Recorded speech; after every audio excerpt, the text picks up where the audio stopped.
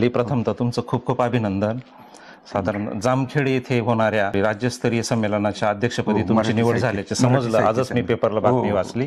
तुमचं खूप खूप अभिनंदन. थँक्यू. आणि विशेष अभिनंदन यासाठी की नाशिकच्या आपल्या मातीतल्या एका मराठी माणसाची इतक्या मोठ्या संमेलनाच्या अध्यक्षपदी निवड झाली, ही तुमच्या आमच्यासाठी सुद्धा खूप अभिमानाचा विषय आहे सर. खूप खूप छान, खूप छान आनंद वाटला.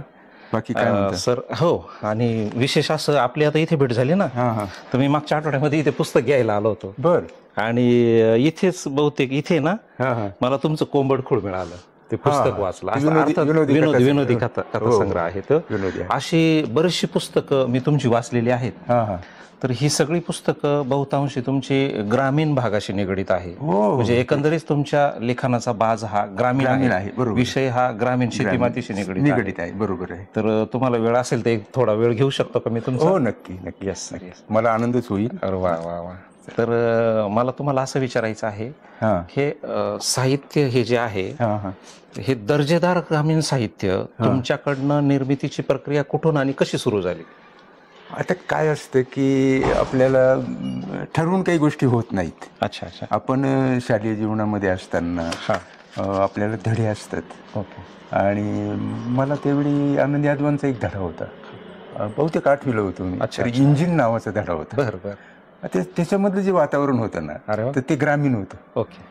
त्याच्यामधलं तो शेतगडी, त्याचे बैल, त्याची ते सगळं मोठा, हे सगळं. आणि मग त्या मोठान ते सगळं जातं आणि इंजिन येतं आणि मग तो कायापालट होतो. तर ती जी गोष्ट होती त्यावेळी, नेमकं त्याच वेळी माझंही गाव पालखेड बंधारा हे बदलत होतं. हो हो हो. आणि त्यावेळी यादवांचं मी ते पुस्तक वाचलेलं होतं. कुठलं पुस्तक म्हटलं? ते म्हणजे धडा होता माझा, इंजिन नावाची कथा होती.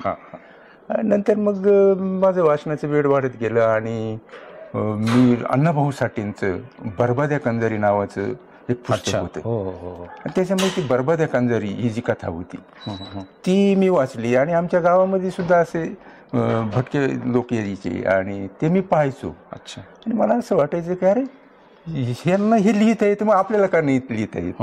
म्हणून मी तो प्रयत्न केला. अरे वा. आणि मी 1972 मध्ये ती लिहायला लागलो. वा.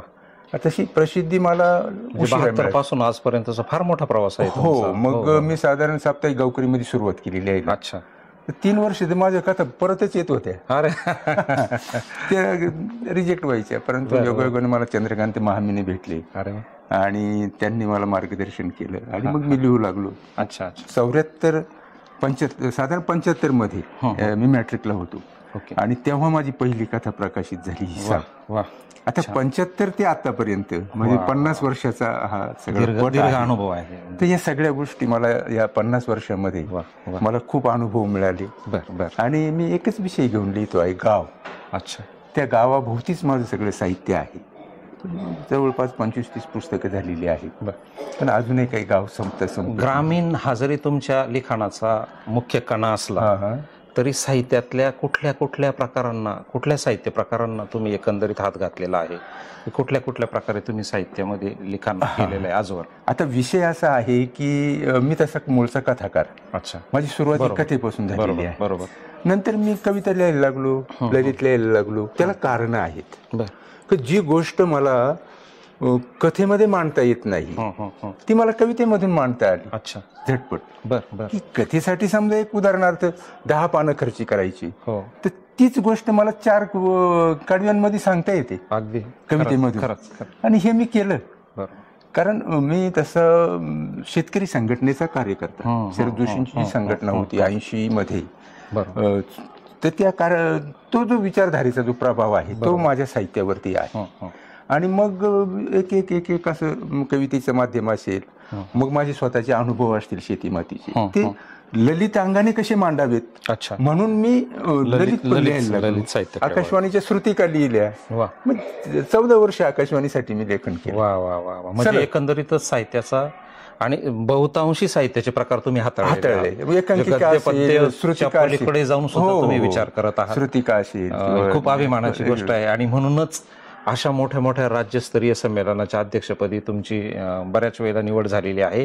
त्यातलाच हा एक भाग की जामखेडच्या म्हणजे अहिल्यादेवी नगर जिल्ह्यामधील एका जामखेडच्या राज्यस्तरीय मोठ्या साहित्य संमेलनाच्या अध्यक्षपदी तुमची निवड झालेली आहे. आनंदाचीच गोष्ट आहे. खूप खूप आनंदाची गोष्ट आहे आमच्यासाठी सुद्धा सर. मी तुम्हाला बोललो की इथेच मला तुमचं कोंबडखोळ सापडलं. नक्की. आता तुम्ही जसं म्हटलात की मी ललित प्रकार पण लिहितो, पण विनोदी साहित्य पण तुम्ही लिहितात. कारण माझी विनोद बुद्धी तुमच्याकडे कुठून आली, त्याची प्रेरणा तुम्हाला? माझे गुरु चंद्रकांत महामिने. अच्छा. चंद्रकांत दादांच्या महामिने त्यांची जवळ 101 पुस्तकं आहेत आणि विशेष म्हणजे विनोद बरोबर हा एकच विषय घेऊन त्यांनी 100 पुस्तकं लिहिली. तर आपल्याला आपले गुरु आहेत तर आपणही लिहून पाहूया म्हणून मी तो प्रयत्न केला. नक्कीच. आणि म्हणजे दादांना, चंद्रकांत महामिने दादांना तुम्ही गुरु मानतात? गुरु. त्यांच्यामुळेच मी साहित्य क्षेत्रात आलो. खूप छान, खूप छान. त्यामुळेच आलो. काय होतं की ग्रामीण भागातून तुम्ही आलेले आहात, चळवळीतून आलेले आहात. बरोबर. अनेक साहित्यिकांना वेगवेगळ्या प्रकारच्या अडचणी आल्यात. तशा तुम्हालाही तुमच्या लिखाणामध्ये, साहित्य प्रकाशनामध्ये, साहित्य प्रवासामध्ये अशी एखादी अडचण आलेली आहे की ती तुमच्या मनाला खटकते, ती इतर साहित्यिकांच्या आयुष्यात येऊ नये असं तुम्हाला वाटतं का? हो, नक्कीच. कारण काय झालं की मला साप्ताहिक गावकरीचं माध्यम होतं. हो. आणि त्यानंतर अनेक याच्यामध्ये मी लिहिलं, परंतु तिथं एक कथा पाठवल्यानंतर 6-6 महिन्यांनी नंबर लागायचे. हो हो, अगदी. आणि त्या काळी फार अवघड होतं. म्हणजे मी विचार असा केला की पत्रामध्ये लिखाण प्रसिद्ध होणं फार मोठी बाब होती. आणि अरे बापरे म्हटलं, हे 6-6 महिने थांबायचं, मग आपणच असं करूया की आपण स्वतःच मासिक चालू करू. जे मला जो त्रास झाला तो माझ्या ग्रामीण भागातील, शहरी भागातील जे काही लेखक लिहिणारे असतील, नव्याने लिहू पाहणारे, यांना त्रास होऊ नये. अच्छा. म्हणून मी ते मासिक चालू केलं कादवशीवर. आणि ते गेले 18 वर्ष सातत्याने मी ते मासिक चालू केलेलं आहे. खूप छान चालवलं आहे. तर या म्हणजे आपल्या बरोबरच आपली जे कोणी मित्र असतील किंवा जे नव्याने लिहू पाहणारी माणसं नवसाहित्यिक, यांनाही प्रेरणा देण्याचं काम, यांना लिहितं करण्याचं काम मी केलं मासिकाच्या माध्यमातून केलेलं आहे. म्हणजे ज्या ज्या तुम्हाला अडचणी आल्या त्या इतरांना येऊ नये याची दक्षता तुम्ही घेतली. म्हणजे तुम्ही फक्त साहित्य निर्मितीकारच नाही तर साहित्यिक घडवणारे सुद्धा आहात असं म्हटलं तर फार वावगं. आणि मी असं ऐकलं की त्याचे तुम्ही दरवर्षाला एक उपक्रम घेतात कादवा माध्यमातून, आणि लिहित्या हातांना सन्मानजनक म्हणजे महाराष्ट्रातून विविध क्षेत्रामध्ये, साहित्य क्षेत्रामध्ये काम करणाऱ्या विविध लेखन ज्यांचं साहित्य प्रसिद्ध झाले अशा लोकांचा देखील सन्मान करतात. आपण कार्यक्रमाविषयी थोडक्यात. आता आपण कादवा प्रतिष्ठान नावाची संस्था स्थापन केली. हो. आणि त्या प्रतिष्ठानच्या माध्यमामधून आपण काय करतो की महाराष्ट्रामध्ये जे लिहिणारे लेखक आहेत, मग ते ग्रामीण असो शहरी असो, या सगळ्यांची पुस्तकं आपण पुरस्कारासाठी मागवून घेतो. बरोबर. आणि मग त्यामधून आपण काय करतो की प्रथम प्रकाशनासाठी एक पुरस्कार, कादंबरीसाठी, कथेसाठी, ललितसाठी, बालसाहित्यासाठी असे पुरस्कार ठेवले. अच्छा. आणि आपलं वैशिष्ट्य असं आहे की तो पुरस्कार आपण असा देतो, त्या लेखकाचा सन्मान आपण असा करतो की त्याचं मानपत्र लिहितो. अच्छा. अरे वा. त्याला फेटा बांधतो. छान.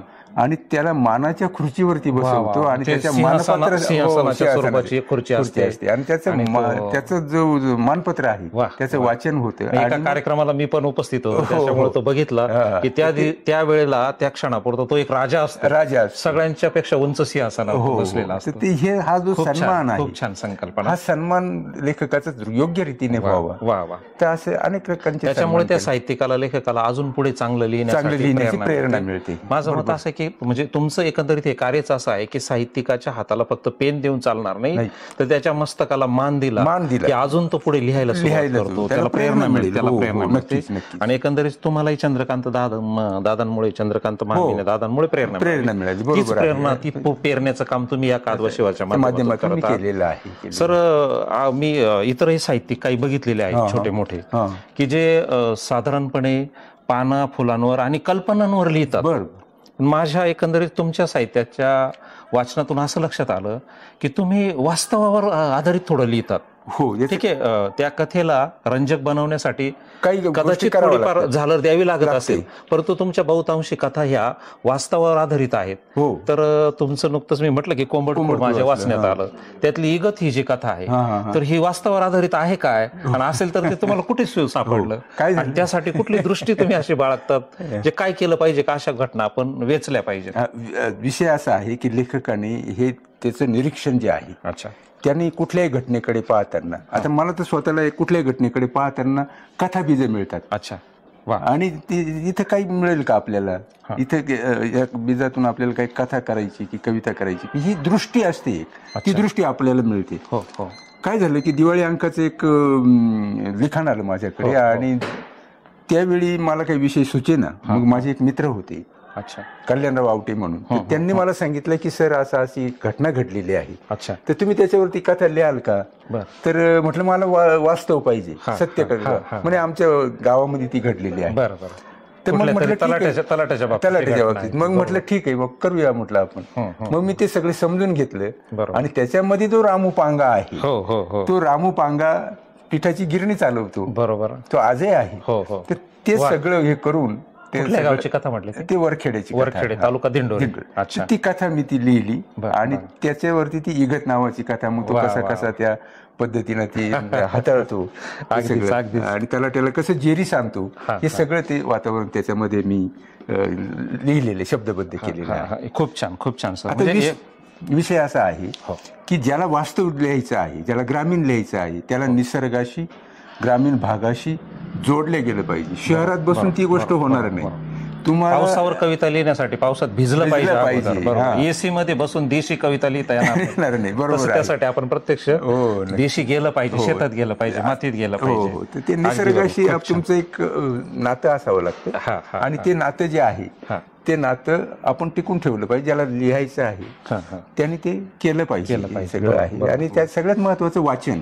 कारण माझं वाचन आजही आहे खूप, म्हणजे सर्व ग्रामीण साहित्यिक मी वाचलेले आहे. बरोबर, अगदी व्यंकटेश माडगुळकर असतील, तेव्हा मिराजदार असतील, अण्णाभाऊ साठे असतील, यांचे सर्वांचं जे साहित्य आहे हे सगळं साहित्य मी वाचलेलं आहे. तर एकंदरीतच तुम्ही चंद्रकांत दादा महामेने दादांचा नेहमी उल्लेख करता, त्यांना तुम्ही गुरु मानतात, पण त्यांच्या व्यतिरिक्त तुमच्या आवडीचे साहित्यिक कोण? मग माझ्या आवडीचे आनंद यादव आहेत, त्याच्यानंतर दत्ता भोसले आहेत. अगदी 2 ओळीमध्ये आमच्यासारख्या नवलिहित्या हातांना तुम्ही मोलाचा सल्ला म्हणून काय सांगू शकता? खरं तर ज्याला लिहायचं आहे त्याने एकतर वास्तव समजून घेतलं पाहिजे. कारण लेखक लिहितो म्हणजे त्याच्या लिखाणामध्ये ती स्थित्यंतर असतात समाज जीवनाची. बरोबर, साहित्यामध्ये काय असतं तर समाजाचं प्रतिबिंब असतं. छान, समाज कुठल्या दिशेने चाललेला आहे त्याचं ते प्रतिबिंब असतं. आणि हे जर आपल्याला समजून घ्यायचं असेल तर नवीन लेखकांबरोबर जुने लेखक असतील किंवा हे सगळं आपण वाचलं पाहिजे. वाचनाशिवाय पर्याय नाही. वाचाल तर वाचाल, ज्याला लिहायचंय त्याने वाचनच केलं पाहिजे. खूप छान सर, तुमचा खूप मोलाचा असा वेळ दिला. तुम्ही इथे पुस्तकांच्या याच्यामध्ये असताना भेटले, योगायोगाने आपली पुस्तकांमध्येच भेट झाली. पुनश्च एकदा जामखेड येथील साहित्य संमेलनाच्या अध्यक्षपदी निवड झाल्याबद्दल तुमचे खूप खूप अभिनंदन. धन्यवाद. धन्यवाद सर, थँक्यू सर, खूप खूप शुभेच्छा. Thank you sir, thank you.